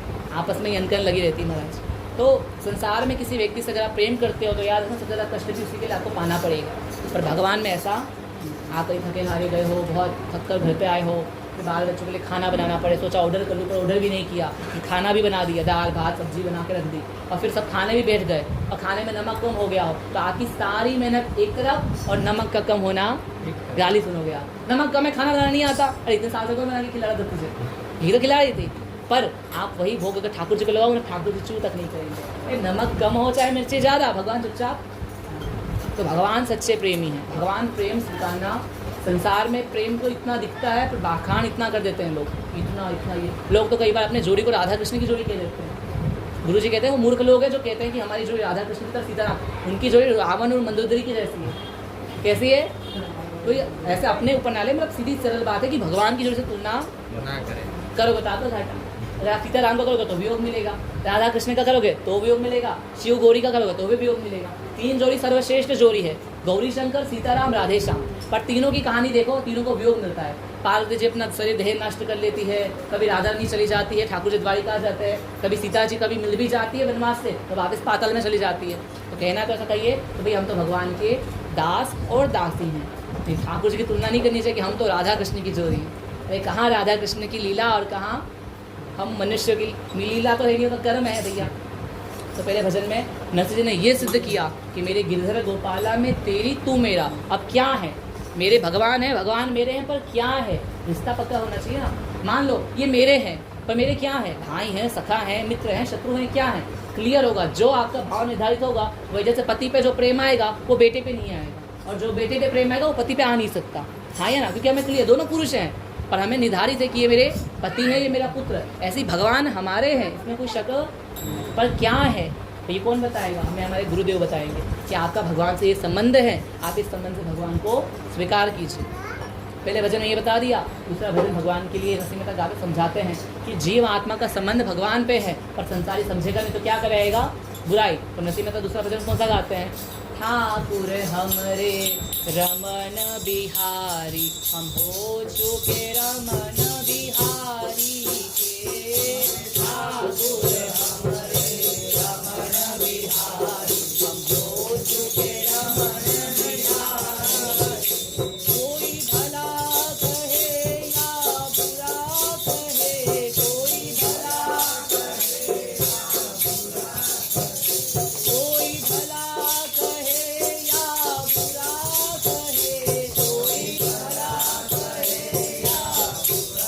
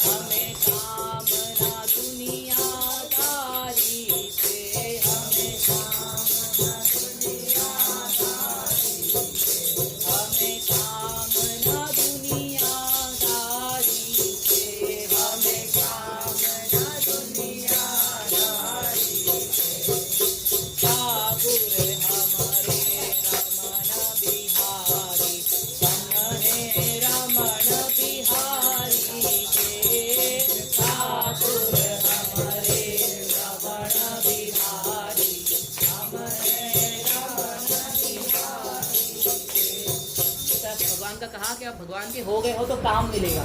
संसार में आप किसी का भी होते तो पहले आपकी दायित्व आ जाती है। आप किसी के बच्चे के माँ बने हो, पिता बने हो तो आपको काम मिल जाएगा, तो इनका पालन पोषण। किसी की पत्नी बनी हो तो, किसी का पति बने हो तो पहले काम मिलता है, बाद में नाम मिलता है।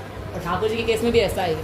आप उनके बन चुके हो तो अब आपका काम क्या है? साधु सेवा, सत्संग, भजन, कीर्तन, ये आपका पहला काम, पहला दायित्व, पहली जिम्मेदारी। और मान लो जिम्मेदारी नहीं, ये लक्ष्य यही है। स्कूल है, स्कूल में बच्चा क्या करने जाता है?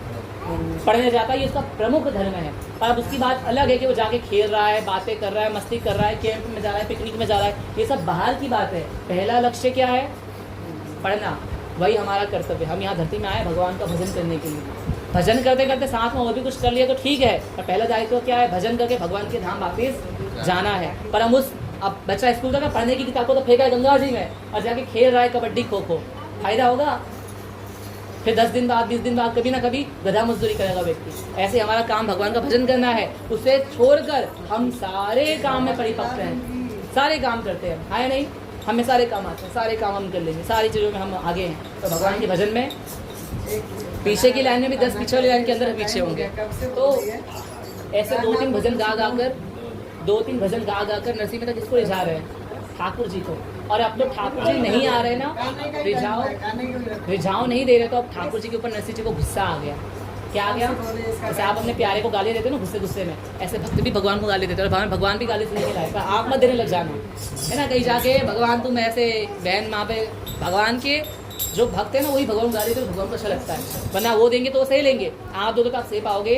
तो अब नरसिंह को गुस्सा आ गया। तो नरसिंह जी कहते हैं, हे जी मारा नटवर सावरिया, मन तारण तू नहीं आयो रे। हे जी मारा नटवर सावरिया, मन तारण तू नहीं आयो रे। हे जी मारा वृंदावन सावरिया, मन तारण तू नहीं आयो रे। हे जी मारा वृंदावन सावरिया, मन तारण तू नहीं आयो, मन तारण तू नहीं आयो रे। वाला तारण तू नहीं आयो रे, मन तारण तू नहीं आयो रे। कान्हा तारण नहीं आयो रे। हे जी मारा नटवर सावरिया, मन तारण तू नहीं आयो रे। हे जी मारा नटवर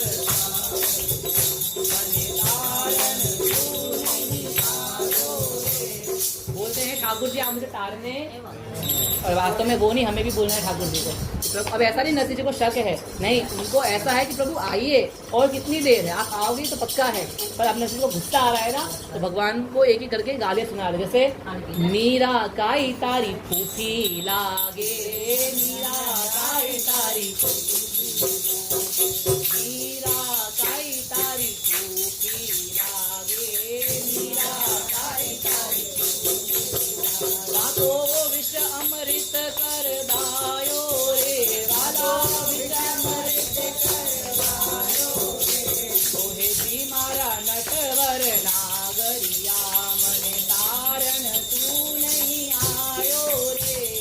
हे जी मारा नटवर नागरिया, मन तारण तू नहीं आयो, मन तारण तू नहीं आयो रे। मन तारण तू नहीं आयो रे। ओ मन तारण तू नहीं आयो रे। मन तारण तू नहीं आयो रे।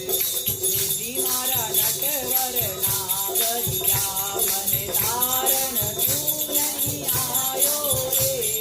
हे जी मारा नटवर नागरिया, मन तारण तू नहीं आयो रे। किसका नाम लेते हैं? कर्मा बाई का। कर्मा बाई को तो जानते हैं, खिचड़ी खाई थी भगवान की। तो कर्मा बाई को क्या कहते हैं?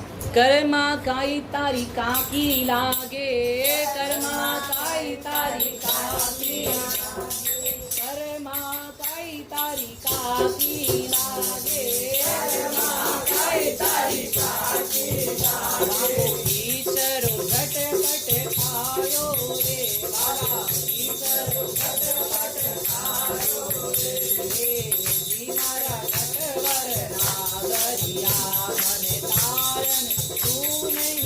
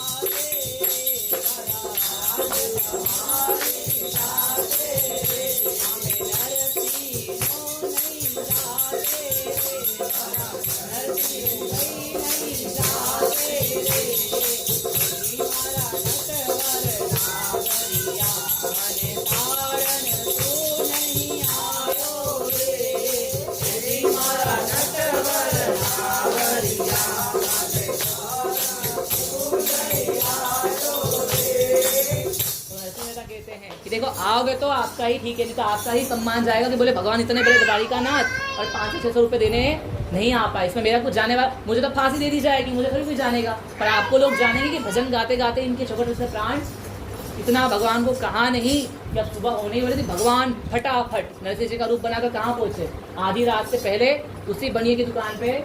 पर भाग्य को दुर्भाग्य कैसे रोक सकता है। नरसिंह मेहता जी बनिए की दुकान पहुंच गए और दरवाजा खटका रहे हैं, अरे बनिए जी, अरे सेठ साहूकार जी दरवाजा खोलो। पर भाग्य से वो बनिया सो रहा था, और जो सोता है वो, जो सोए वो खोए, जो जागे वो पाए। अब नरसिंह मेहता खटका रहे, भगवान स्वरूप खड़े हैं, पर उनकी पत्नी जो गुरु जी मानती थी वो उठी, उन्होंने कहा महाराज जी आए हैं, जाइए खुले दरवाजा। अब उनको आलस आ गया, बोले गुरु जी लगेंगे मेरे, उनके पास जाऊंगा तो पैर छूना पड़ेगा, दंडवत करना पड़ेगा, चाय नाश्ता करवाना पड़ेगा, मैं नहीं जाऊंगा, तुम चली जाओ। पर क्योंकि नरसिंह जी ने, मैंने पीछे भी कहा ना कि उस भानिये की महिला को भगवान का वरदान था नरसिंह जी का कि आपको आधे रात में भगवान दर्शन, उस बात को सिद्ध करने के लिए आज कौन आया है, नरसिंह जी के। फटाफट द्वार खोला, गुरु जी को प्रणाम किया, तिलक लगा, पर आज गुरु जी के मुंह पर अलग ही तेज है, मानो भगवान साक्षात। आइए गुरु जी बेटी, कहाँ बैठा हूँ, यहाँ बैठा हूँ, वहाँ बैठी बेटी। इससे ज्यादा प्रेम कर तो उसके समर्पण का भाव आता है, क्या करे, कितना अच्छा से अच्छा इनको दे बैठे। और कुछ नहीं, आपके पैसे हैं, ये पैसे दे दो, लिख लो, पढ़ा लिखी करके हो। केदार का राग भी ने गिरवी रखा था, वो अभी तो दूध का गिलास देके गई, वहाँ पे वो गए और जाके सारी बात बताई, बोले अच्छा से पढ़ लिया, देख लिया। वो बेचारा दुर्भाग्य कि भगवान घर के डाइनिंग हॉल में बैठे हुए और ये बेचारा उठ के आ रहा। इसलिए संत जनन हितकारी ने मनवा, संत जनन हितकारी। भगवान जब भी मिले, जिससे भी मिले, पूरे मिले, आधे मिले। ये कोई दाल या सब्जी नहीं जो आधा पाव ले लो, भगवान है, लेना है तो पूरा लो, वरना मिलेंगे नहीं। क्योंकि भगवान कभी किसी को आधा मिले, आधा मतलब क्या, भगवान खाली भगवान में पूरे नहीं है, भगवान के भक्त जब आ जाए जीवन में तब समझो भगवान पूरे हैं। क्योंकि भगवान भक्त और राधा रानी के बिना आधे हैं, है ना। भगवान पूरे का राधा रानी भी हो और भक्त भी हो। जैसे भगवान खड़े तो बंसी को नहीं, भक्त कई का उतार हित हरिवंश महाप्रभु का, तो भक्त और राधा रानी के बिना भगवान कभी पूरे। जैसे खाने में खाली चावल नहीं चलता, चावल का दाल सब्जी भी चाहिए, खाना अचार भी चाहिए, तब पूरा भोजन हुआ। ऐसे ही भगवान भक्ति में अधूरे हैं।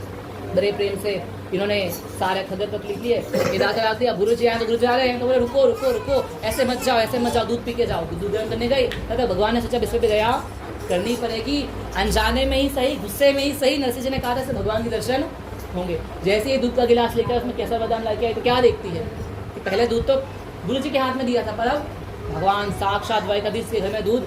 ये तो आधी रात को भगवान के दर्शन पाके ताजुब हो गई महाराज कि कहाँ द्वारिकानाथ रुक्मणी जी के पति राधानाथ, वो यहाँ मेरी झोपड़ियों में क्या कर रहे हैं। वो तो एकदम मानो भगवान, पति देव उठिए, गुरुदेव के रूप में भगवान है, गुरुदेव के रूप में भगवान है। बोले हाँ गुरु भगवान ही होता है, बाद में दर्शन कर लेंगे। वो तो सोता रहेगा, इसमें दर्शन है।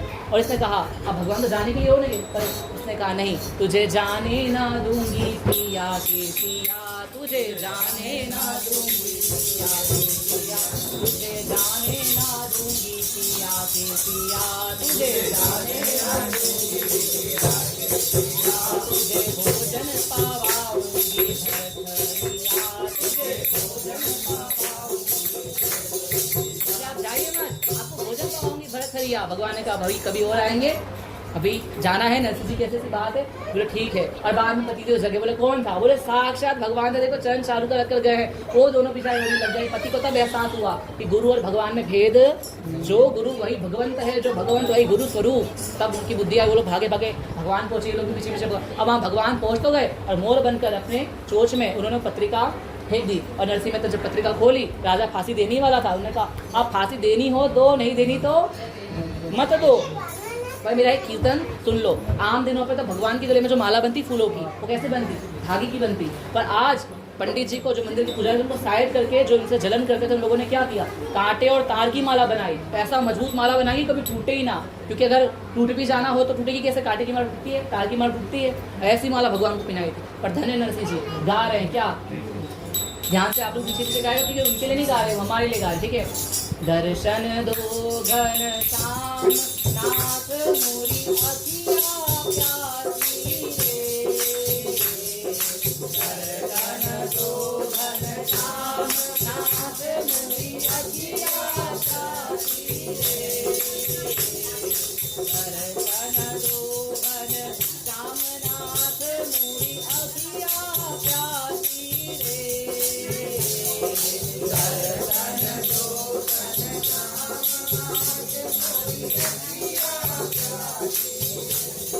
मन मंदिर की जोत जगा दो, मन मंदिर की जोत जगा दो, घट घट वासी रे, घट घट वासी रे,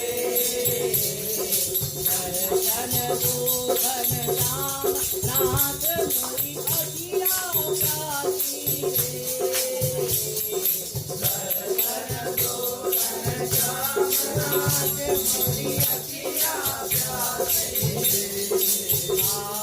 मंदिर मंदिर मूरत तेरी, फिर बिना दिखे सूरत तेरी, मंदिर मंदिर मूरत तेरी, फिर बिना दिखे सूरत तेरी, जुग बीते ना आए मिलन की पूरन मासी रे,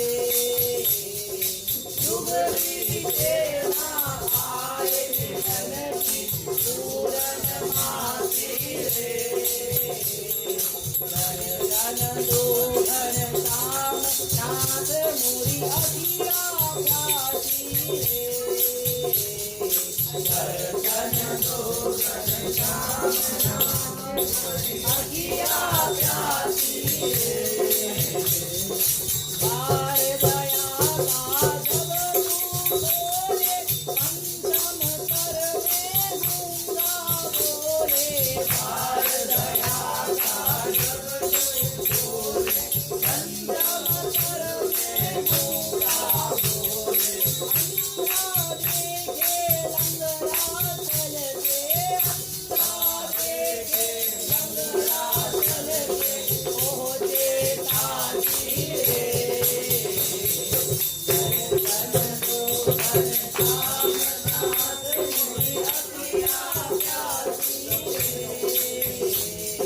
दर्शन दो घन श्याम नाथ मोरी अखिया प्यासी रे, नाथ मोरी अखिया प्यासी रे, नाथ मोरी अखिया प्यासी रे, पानी की तरह प्यास बुझाऊं, नैनों को कैसे समझाऊं, पानी की तरह प्यास बुझाऊं, नैनों को कैसे समझाऊं, आँख मचल अब छोड़ो मोहन, आँख मचल अब छोड़ो मोहन, मन के हाथी रे, दर्शन दो घन श्याम नाथ मोरी अखिया प्यासी रे, दर्शन दो घन श्याम नाथ मोरी अखिया प्यासी रे, नाथ मोरी अखिया प्यासी रे, नाथ मोरी अखिया प्यासी पूरा हुआ। आज तो नरसिंह जी के गले में भगवान की माला उड़कर आकर पूरे भक्त नरसिंह मेहता की जय। अब देखने वाले देखते रह गए, माला दूर से भगवान के गले से निकली, रोज तो गिर जाया करती थी, पर आज क्या हो गया, नरसिंह जी गाने में इतने मग्न थे कि नाचते नाचते मंदिर की चौखट तक आ गए, और भगवान की गले की माला क्या हुई, उड़ते उड़ते उड़ते उड़ते नरसिंह मेहता के गले में गिर गए। बोले भक्त नरसिंह मेहता की। तब जाके सभी राजा सहित जितने भी जलन लोग थे सबने हाथ जोड़ के क्या किया और माफी। नरसिंह जी ने कहा मुझे किसी से कोई द्वेष या ईर्षा सब क्या करे, बोले सब भगवान का भजन करे, क्योंकि किसी के ऊपर दया है। सबसे बड़ी दया कौन सी है? अन्न की दया, वस्त्र की दया नहीं।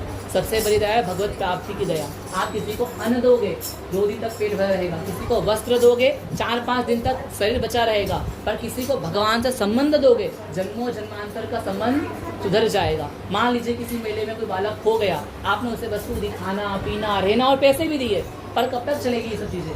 भला उस व्यक्ति का करना चाहो तो उसका हाथ पकड़िए और उसके माता पिता तक, क्योंकि माता पिता तक पहुंचने के बाद उसका पूरा जीवन सुधर जाएगा, वरना छोटी मोटी वस्तुओं में 15-20 दिन के बाद उसे वापस रोना पड़ेगा। ऐसी संसार में नरसिंह मेहता बताते हैं कि भगवान का संबंध ही पक्का संबंध है। इस संबंध को छोड़ के आप बाकी संबंधों को लो भी तो कोई फायदा, भगवान से संबंध पक्का की, जिससे क्या होगा? बोले जन्म जन्मांतर की। और अब तो सब गिरधर गोपाल का गीत गा रहे हैं, गुनगुना रहे हैं, भजन कर रहे हैं, नाच रहे हैं, क्योंकि सबको पता चल गया नरसिंह मेहता ढोंगी भगत। नरसिंह मेहता तो ये पप्पू पास हुआ नहीं हुआ पता नहीं, पर भगवान की परीक्षा में नरसिंह मेहता तो गिरधर गिरधर गोपाला, गिरधर गिरधर गोपाला, गिरधर गिरधर गोपाला, गिरधर गिरधर गोपाला, हे गोपाल हे गोपाल हे गोपाल हे गोपाल हे गोपाल हे गोपाल हे गोपाल हे गोपाल। कृष्ण गोविंद गोविंद गोपाल नंदलाल, कृष्ण गोविंद गोविंद गोपाल नंदलाल, कृष्ण गोविंद गोविंद गोपाल नंदलाल, कृष्ण गोविंद गोविंद गोपाल नंदलाल, कृष्ण गोविंद गोविंद गोपाल नंदलाल, कृष्ण गोविंद गोविंद गोपाल नंदलाल, कृष्ण गोविंद गोविंद गोपाल नंदलाल, कृष्ण गोविंद गोविंद गोपाल नंदलाल, कृष्ण गोविंद गोविंद गोपाल नंदलाल, कृष्ण गोविंद गोविंद गोपाल नंदलाल, कृष्ण गोविंद गोविंद गोपाल नंदलाल, कृष्ण गोविंद गोविंद गोपाल नंदलाल, गोपाल नंदलाल गोपाल नंदलाल गोपाल नंदलाल गोपाल नंदलाल गोपाल नंदलाल हे गोपाल नंदलाल गोपाल नंदलाल हे गोपाल नंदलाल हे गोपाल नंदलाल मेरो मदन गोपाल हे गोपाल नंदलाल हे गोपाल नंदलाल हे गोपाल नंदलाल हे गोपाल नंदलाल हे गोपाल नंदलाल कृष्ण गोविंद गोविंद गोपाल नंदलाल, कृष्ण गोविंद गोविंद गोपाल नंदलाल, कृष्ण गोविंद गोविंद गोपाल नंदलाल। लाल की नरसिंह मेहता की। अंतिम समय में मामी बाई का मामेरा भी कथा है कभी और, उनके मामेरे को भरने के बाद नरसिंह मेहता, उनकी बेटी, उनकी दासियाँ सब जूनागढ़ में आके भजन करते करते श्री राधा गोविंद दामोदर जी का मंदिर है, उसी में नरसिंह मेहता विलीन हो जाते हैं। सही भक्त नरसिंह मेहता की, श्री राधा श्याम सुंदर भगवान की। सबको अच्छा लगा? पार्वती पते लास्ट भजन और आरती की तैयारी की जगह एकदम। तो जिसे जिसे लगा कि नरसिंह मेहता के साथ जो है वो एक भजन में अच्छे से गाएंगे, की जगह सिर्फ गाएंगे। आप लोगों की आवाज़ आनी चाहिए, मेरा गला बैठ गया, ठीक है? तो मैं एक लाइन गाऊंगा, भैया धीमे धीमे ढोल बजाएंगे और आप लोगों की आवाज़ आनी चाहिए। अगर आपको नरसिंह मेहता के पक्ष में होंगे तो गाओगे, बाकी वो ब्राह्मणों के पक्ष में होंगे तो नहीं गाओगे, ठीक है? श्याम सुंदर मदन मोहन बांसुरी वाले, कौन संभाले तो हमें कौन संभाले। श्याम सुंदर मदन मोहन बांसुरी वाले, कौन संभाले तो हमें कौन संभाले। ओ श्याम सुंदर मदन मोहन बांसुरी वाले, कौन संभाले तो हमें कौन संभाले। श्याम सुंदर मदन मोहन बांसुरी वाले, तू न संभाले तो हमें कौन संभाले। तू न संभाले तो हमें कौन संभाले। तू न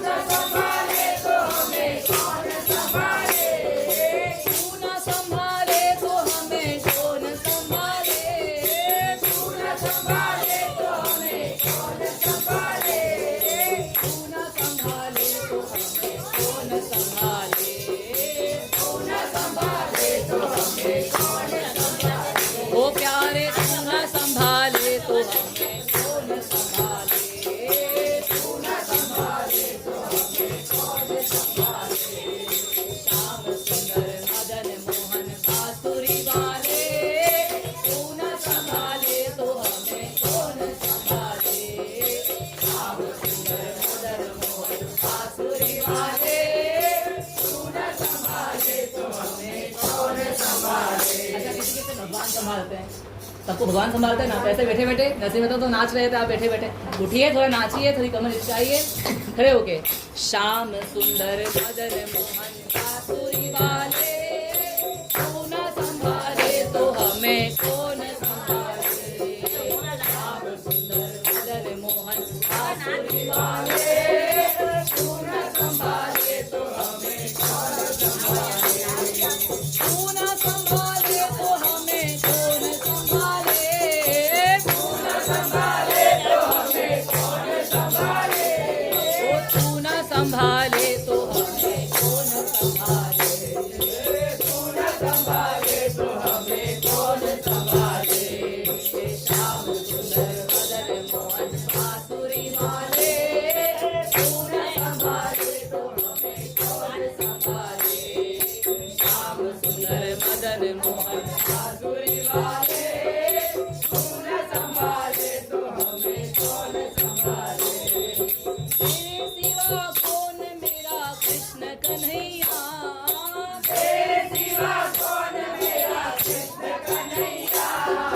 तेरे सिवा कौन मेरा कृष्ण कन्हैया।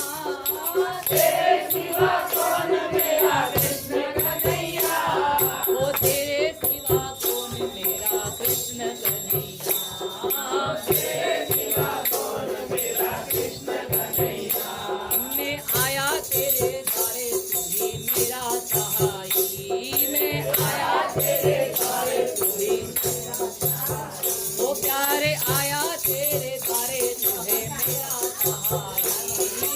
आया तेरे द्वारे, तू है मेरा सहाई। हाँ, मिट्टी वाली काया प्रभु तेरे हवाले, तू न संभाले तो हमें कौन संभाले।